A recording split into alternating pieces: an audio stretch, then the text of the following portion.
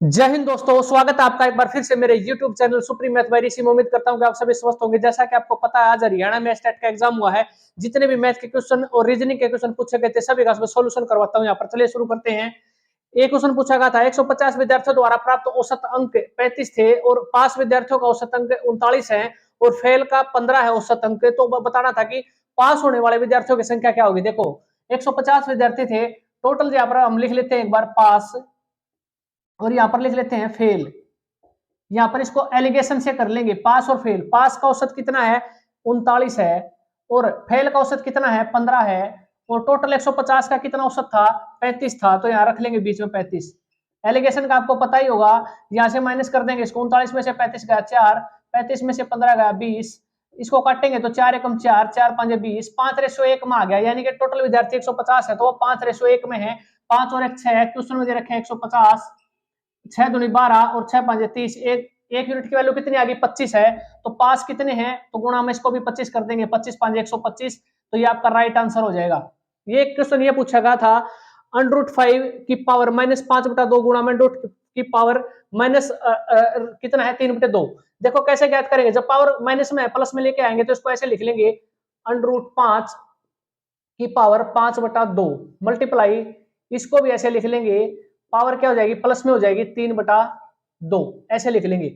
अब ये क्या होता है, अंडरूट का मतलब होता है 5 की पावर 1/2, और यहां पर मल्टीप्लाई कितना है, 5/2, 1 है ये सारा टोटल। ठीक है, तो गुणा में यहां लिखेंगे 1/5 की पावर 1/2 गुणा में 3/2।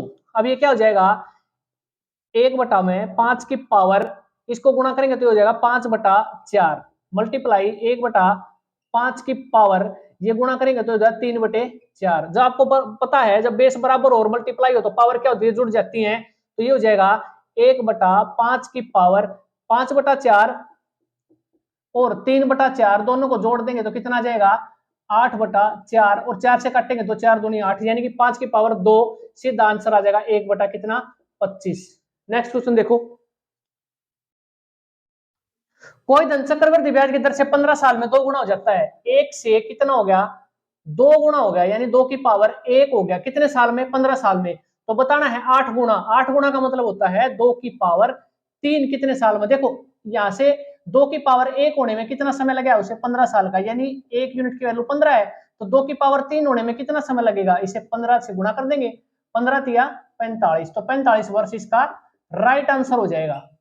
अब बात करते हैं इसकी, 25 आदमी किसी फसल को 60 दिन में काट सकते हैं। 25 आदमी 60 दिन में काट सकते हैं फसल को, तो 10 आदमी कितने दिन में काट देंगे, 25 का 150।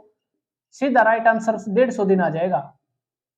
ये पूछा गया था क्वेश्चन, x+1/x5 है। मैंने शॉर्ट वीडियो बनाता हूं, उसमें मैंने ये करवा रखा है। शॉर्ट ट्रिक से कैसे ज्ञात करेंगे, देखो x+1/x अगर 5 है तो x की पावर 3 प्लस 1/x की पावर 3 क्या होगा, सीधा आंसर आएगा 5 की पावर 3 में से 5 का 3 गुना घटा देंगे बस। 5 की पावर 3 कितना होता है, 125 माइनस 15, यानी कि सीधा 110। ये आपका राइट आंसर हो जाएगा। एक वर्ग की प्रत्येक भुजा 50% की वृद्धि कर दी जाती है तो क्षेत्रफल में कितनी वृद्धि होगी। करना कुछ नहीं है, सिर्फ 50 प्लस 50 प्लस 50 गुणा में 50 बटे में 100 काट देंगे तो ये हो जाएगा 50 और 50 100 और 5 5 25 125। ये बढ़ जाएगा एरिया 125%। ये राइट आंसर हो जाएगा। नेक्स्ट क्वेश्चन देखो, किसी वस्तु को 72,000 रुपए में बेचने पर व्यक्ति को 20% लाभ होता है तो वस्तु का क्रय मूल्य कैसे ज्ञात करेंगे। देखो शॉर्ट ट्रिक से सीधा कर देंगे, 72,000 रुपए में बेचने से 20% अगर उसे प्रॉफिट होता है तो सीधा 100/120 कर देंगे। आंसर आ जाएगा कितना, 12×6 = 72, 60,000। ये उसका कॉस्ट प्राइस आ जाएगा सीधा, ये आंसर हो जाएगा। एक ठोस घन के सभी पृष्ठों पर लाल रंग से रंगा गया है। अब इसे 64 गनों में, छोटे छोटे गनों में काट दिया तो कितने गन ऐसे होंगे जिन पर कोई भी रंग ना लगा हो, ऐसा प्रश्न बताना है। इसका फार्मूला होता है हमारा कितना, n-2 और इसकी पावर क्यूब। n क्या है, n है एक जो उसका भाग होता है ना, जैसे एक साइड होती है n की पावर। n कैसे निकालेंगे, इसमें दे रखा है n की power cube is equal to कितने गनों में काटेगा है, 64 गनों में काटेगा। तो n की पावर कितना, यह आ जाएगा 4। यहां पर 4 रख देंगे, 4 में से 2 गया 2 और 2 की पावर 3, सीधा आपका राइट आंसर हो जाएगा 8। 8 ऐसे छोटे छोटे गण हो गए जिनके ऊपर कोई भी पृष्ठ कोई मतलब रंग नहीं लगा होगा। अब बात करते हैं इस क्वेश्चन की। ये क्वेश्चन पूछा गया था, मोस्ट इंपोर्टेंट क्वेश्चन है। इसको मान लेते हैं ए, इसको मान लेते हैं दो को मान लेंगे बी, ए और ये बी। फार्मूला क्या होता है? फार्मूला होता है हमारा b plus b square plus 4a और इसका अंडर रूट अपॉन में 2।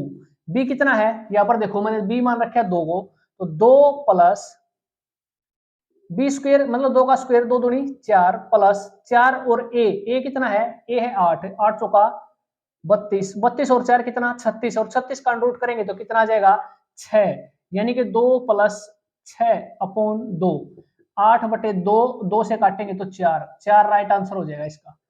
वह छोटी से छोटी पूर्ण वर्ग संख्या जो इससे पूर्णतः विभाजित हो, ऑप्शन में गिवन देख लेना था आपने, ऑप्शन में दे रखा था 900, सीधा आपका राइट आंसर हो जाएगा इस क्वेश्चन का 900। एक ऐसी संख्या थी जो इन सभी से विभाजित हो रही थी, बाकी जो 3 गिवन थी वो इन सभी से विभाजित नहीं हो रही थी। नेक्स्ट क्वेश्चन देखो,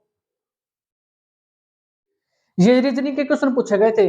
निम्न वर्ग श्रृंखला का अगला पद ज्ञात करना है। यहाँ पर देख लेना आपने, देखो एल एक्स एफ, ये देख लेना है एक्स या एल और एफ इसका नंबर अल्फाबेट में कौन से नंबर पर आता है। तो मैं अगर एक्स की बात करूं तो आता है 24 नंबर पर, टी आता है ये बीच वाला 20 नंबर पर, ये आता है 16 नंबर पर, और एल आएगा हमारा 12 नंबर पर। देखो 24 से 20 हुआ है, यानी कि 4 माइनस कम कर दिया, यहां से भी फिर 4 कम कर दिया, यहां से भी 4 कम कर दिया, अब फिर 4 कम कर देंगे तो कितना आ जाएगा 8 आ जाएगा, और 8 नंबर पर हमारा क्या आता है एच। तो इसी प्रकार इन सब का अगर हम निकालेंगे तो पी एच वी आपका राइट आंसर हो जाएगा ऐसे। ये इसका तरीका था।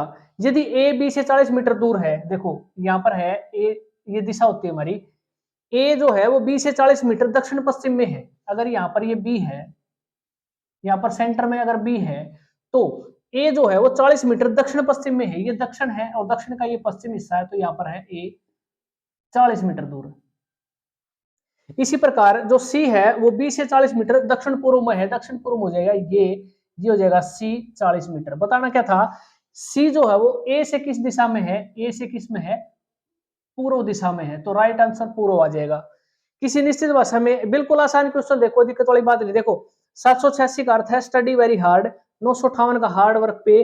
अगर हम यहाँ से देखेंगे कॉमन देख लेंगे, इनमें से कॉमन देखेंगे ना, यहाँ पर क्या है देखो 7 8 6, यहाँ पर है स्टडी वेरी हार्ड, इसमें क्या था हार्ड वर्क पेज पेज, ठीक है, यहाँ पर देखो हार्ड है और यहाँ पर भी हार्ड है, तो इन दोनों में कॉमन क्या है 786 में और 958 में क्या कॉमन है 8, तो इसका मतलब 8 नंबर पर क्या है, ये हो जाएगा आपका हार्ड।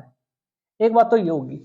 अब देख लेंगे इसमें कॉमन क्या है, देखो स्टडी है इसमें, ये स्टडी स्टडी एंड वर्क्स किसके लिए है, 645 का अर्थ है स्टडी एंड वर्क्स, तो यहाँ पर भी स्टडी है स्टडी वेरी हार्ड, तो इसमें देख लेंगे कॉमन क्या है 786 में, और इसमें कॉमन क्या है 6 कॉमन है, तो इसका मतलब जो 6 है वो क्या है स्टडी के लिए है। अब बच गया क्या, देखो 8 ये रहा और 6 ये रहा, अब बचा कितना 7, तो 7 आपका राइट वेरी के लिए हो जाएगा। इजी क्वेश्चन है, कोई दिक्कत वाली बात नहीं, बस कॉमन देखना है, उसमें से अपने आप निकाल लोगे आंसर, तो इसका राइट आंसर हो जाएगा 7। यदि माइनस का अर्थ गुणा है और जमा का अर्थ भाग है और भाग का अर्थ जमा है और गुणा का अर्थ घटा है, तो इसका बताना था। देखो यहाँ पर क्या दे रखा है, माइनस का अर्थ गुणा है तो इसको माइनस को हटाकर मल्टीप्लाई कर देते हैं, ये कर दिया, एक साइन ये चेंज कर दिया। अब यहाँ पर भाग है तो भाग का अर्थ क्या दे रखा है, या देख लेंगे या देख लेंगे, भाग का अर्थ जमा है, तो यहाँ पर क्या कर देंगे इसको प्लस कर देंगे, एक साइन ये चेंज कर दिया। अब बात करते हैं गुणा, गुणा को क्या कर रखा है इसने, गुणा का अर्थ है घटा, तो यहाँ पर क्या करेंगे माइनस कर देंगे, ये लिख दिया माइनस। अब रह गया प्लस, प्लस का निशान क्या था, यहाँ पर देख लें प्लस का अर्थ होता है भाग, तो बस ये रहा, यहाँ पर लिख देंगे क्या, बोर्ड मास का फार्मूला आपको आता ही होगा, पहले भाग फिर गुणा फिर जमा फिर घटा, ऐसे अगर हम इसको करेंगे तो इसका आंसर हो जाएगा 78, ये आपका राइट आंसर हो जाएगा। निम्न श्रृंखला में कौन सा पद गलत है, देखो 8 के बाद क्या है 13 दे रखा है, इसका मतलब इसमें 5 जोड़ दिए हैं, इसमें देख लेंगे कितना जोड़ा है, इसमें जोड़ा गया है 8, इसमें क्या जोड़ रखा है वो देख लेंगे, 2 में से एक गया 1 और 3 में से एक गया, 3 में से 2 गया, फिर ये 1, 21 में जोड़ दिया 11, 2 और 1, 1 और 1 2, 2 और 1 3, ठीक है। अब देखो यहाँ पर डिफरेंस कितना है, 8 का और 5 का, 3 का है डिफरेंस। यहाँ पर कितना डिफरेंस है, यहाँ पर भी 3 का डिफरेंस है। यहाँ पर देखो कितना जोड़ रखा है इसमें, 7 में से 2 गया 5, यानी कि 15 जोड़ रखा है। अब यहाँ से डिफरेंस देखो कितना आया, 4, लेकिन ये गलत है। यहाँ पर डिफरेंस 3 आ रहा है, यहाँ पर डिफरेंस कितना है, 4, तो इसका मतलब यहाँ पर कितना आना चाहिए था, 46। तो ये आपका गलत हो जाएगा। ये आपका क्या है, कौन सा पद गलत है, 47 राइट आंसर हो जाएगा। निम्न अंक श्रृंखला का अगला पद क्या होगा, देखो 2 को अगर मैं 3 से गुणा कर दूं तो 2 तिया 6 और 1 जोड़ दूंगा तो 7 आ जाएगा। 7 को 3 से गुणा कर देंगे, 7 तिया 21, कितने जोड़ेंगे कि 24 आ जाए, 3 जोड़ दिया। ठीक है, यानी कि 3 से गुणा करना है, 24 तिया 72 और 72 में कितना जोड़ेंगे, 5, तो 77 आ जाएगा। तो इसी प्रकार 238 को हम 3 से गुणा करेंगे और उसमें 9 जोड़ देंगे, तो आपका राइट आंसर हो जाएगा 723। ऐसे हम इनको सोल्व कर लेंगे। बिल्कुल आसान सी रीजनिंग आई हुई थी। और भी 2-4 क्वेश्चन रहते हैं, उनको आप इजीली आसान कर लो, आसानी से। ब्लड रिलेशन से कुछ क्वेश्चन आए थे, एक क्वेश्चन उसका आया था, तो आप आसानी से उसको सोल्व कर ले, कोई दिक्कत नहीं है। ये आज का पेपर था मैथ का और रीजनिंग का, मैंने करवा दिया है। जो भी स्टूडेंट मेरे चैनल पर नया है तो चैनल को सब्सक्राइब जरूर कर लेना, ताकि इस तरह की वीडियो आपको मिलती रहे। मिलते हैं अगली क्लास में, तब तक के लिए जय हिंद।